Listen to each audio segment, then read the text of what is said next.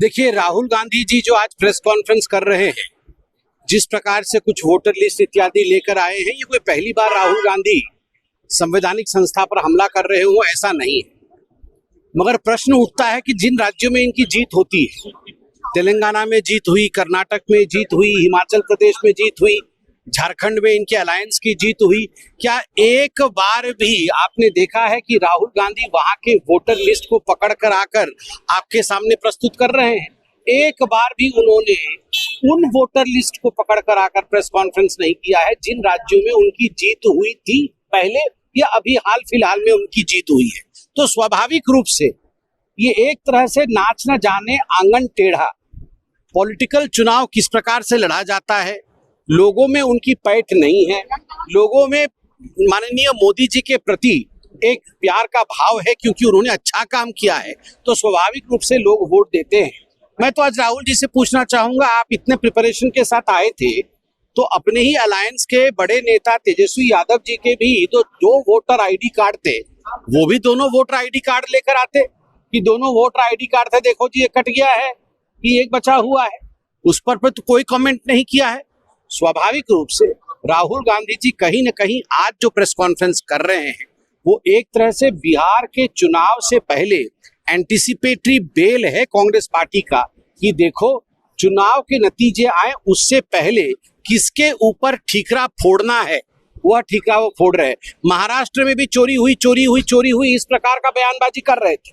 मुझे आप बताइए, महाराष्ट्र में खुद के इनके नेता बोल रहे हैं कि हमारी तैयारी ठीक नहीं थी, कोई वोट चोरी नहीं।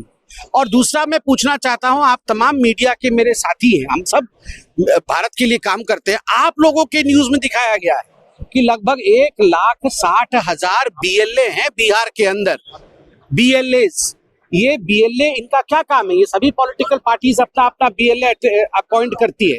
इनका काम है यदि किसी के घर का ठिकाना ठीक नहीं है, यदि किसी का नाम में किसी प्रकार की स्पेलिंग मिस्टेक है, कोई वोट कटना चाहिए और कोई वोट जुड़ना चाहिए, इन सभी विषयों को लेकर BLAs का काम है वो BLO के पास जाके अपने विषय को रखे। मैं आज राहुल गांधी जी से पूछना चाहता हूं, तेजस्वी यादव जी से पूछना चाहता हूं, क्या कारण है कि जब से SIR की लिस्ट आई है 1 अगस्त से अभी तक एक भी कंप्लेंट आपके BLA ने नहीं किया है? प्रेस कॉन्फ्रेंस करके इलेक्शन लड़ना है या जो संवैधानिक प्रक्रिया है जिसमें कि BLO के पास जाना होता है? हम सब भी कई बार जब पहले राजनीति में नहीं थे हमने देखा है बगल वाले का नाम गलत हो गया है, किसी का नाम कट गया है, कोई मृत है तो उसका नाम चढ़ा हुआ है, कोई जीवित है तो उसका नाम कट गया है।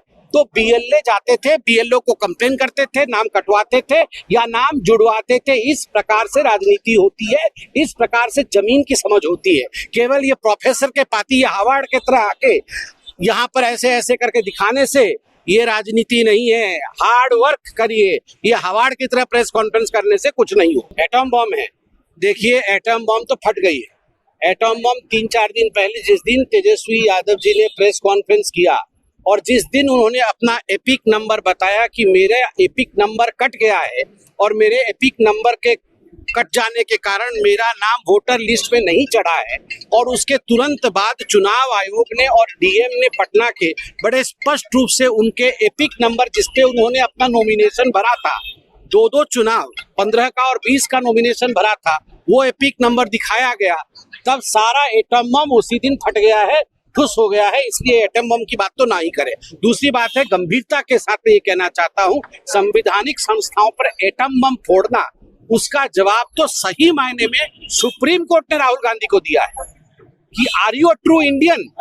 ये हर इंस्टीट्यूट के ऊपर बम फोड़ देना, चीन इतना जमीन लूट लिया इत्यादि कहना, ये हर संवैधानिक संस्था के साथ खिलवाड़ करना बंद करना चाहिए। संवैधानिक तरीके हैं कंप्लेंट्स को एड्रेस करने के, BLO को बोलिए वो BLA का काम करे।